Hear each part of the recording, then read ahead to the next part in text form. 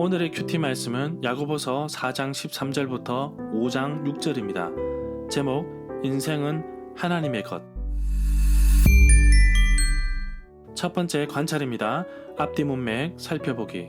야고보서 4장에서는 공동체 속에서 살아가는 동안 다툼이 일어나는 원인에 대해서 말하고 있습니다. 초대교회 안에서 적지 않은 다툼이 있었던 것으로 보입니다. 다툼의 원인은 개인적인 욕심이었습니다. 서로 높아지기 위해서 자리만 차지하지 말고 겸손하게 하나님이 주시는 마음을 품게 해달라고 합니다. 하나님을 가까이 한다면 하나님도 나를 가까이 하십니다. 야고보는 서로 헐뜯지 말고 교만하지 말며 겸손한 모습으로 살아갈 것을 당부하고 있습니다. 내가 계획하고 내가 인생을 이끌어 간다고 하지만 나의 삶의 진정한 주인은 하나님이십니다. 야고보서에서는 인생에서 계획이라는 그 자체를 내 것이 아닌 하나님의 것으로 보고 있습니다. 그러므로 우리는 대하는 자세가 달라야 함을 가르치고 있습니다. 부유한 그리스도인들에게 또 세상의 모든 부자들에게 진정한 재물의 주인이 누구시며 모든 것이 하나님의 손에 달렸다는 것을 다시금 상기시키고 있습니다. 두 번째 해석입니다. 문단 나누기, 내용 파악, 중심 줄거리. 문단을 나눠보겠습니다. 14장 13절부터 17절은 계획은 하나님의 것, 5장 1절부터 6절은 돈은 하나님의 것, 4장 13절에서 인간의 생각의 허망함은 여기서 장사꾼들이 스스로 세운 계획의 허망함을 본보기로 들어서 명백하게 드러내고 있습니다. 그들이 명심해야 할 것은 그들이 사용하기로 마음먹은 시간은 그들의 손아귀에 놓여있지 않다는 사실입니다. 13절부터 17절에 보면 인간의 허망한 생각을 어느 한 장사꾼에 비유하고 있는데 그가 세운 계획의 허망함을 가르치고 있습니다. 사람 마음먹기에 달렸다고 하지만 진정한 삶의 주인은 하나님이십니다. 14절에서 인간의 허망한 인생을 아주 잘 표현하고 있는데 안개처럼 잠깐 보이다가 사라지고 마는데 우리는 굳이 그것을 집착하는 경우가 많습니다. 들으라 너희 중에 없어지는 안개니라고 하였는데 이 두 구절은 잠언 27장 1절의 사상을 반영하고 있다고 봅니다. 잠언 27장 1절 말씀입니다.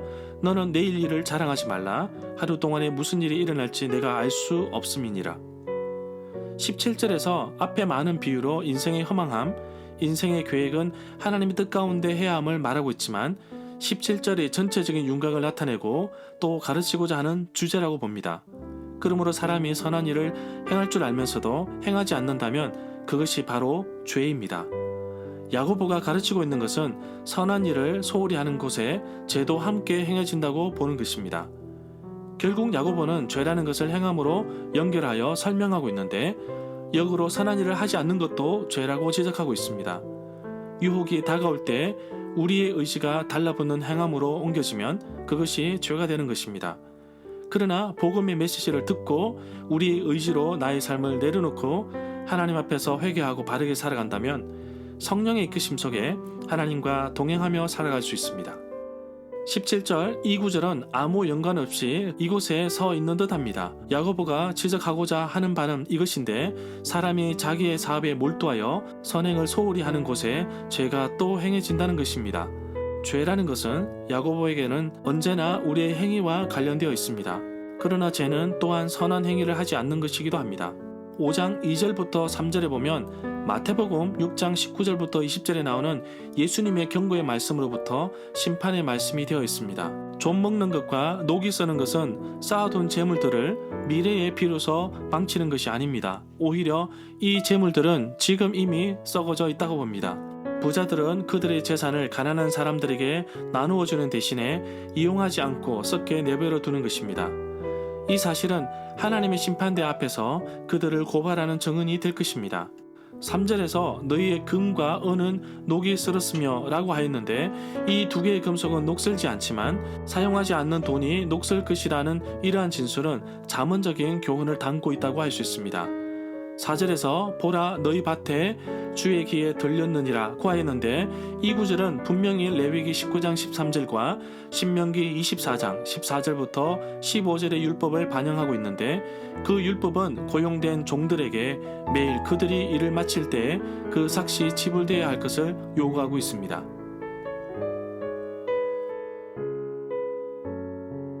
5절에서 도살의 날은 문자적인 의미 그대로 뜻을 나타낼 수도 있습니다.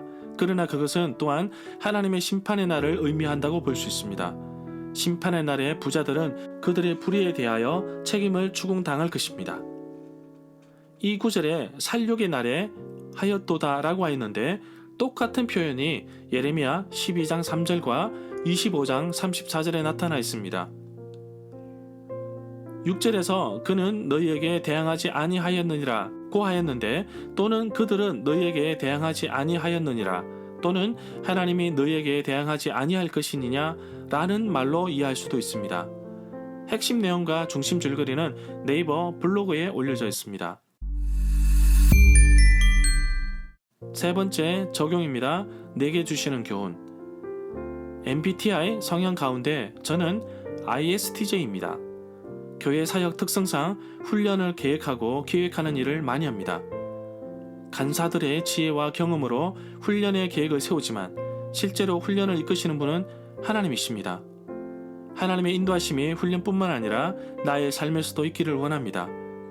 머리로만 인정하는 것이 아니라 말씀으로도 고민하고 실천하며 하나님의 뜻을 이루는 하루가 되기를 간절히 소망합니다.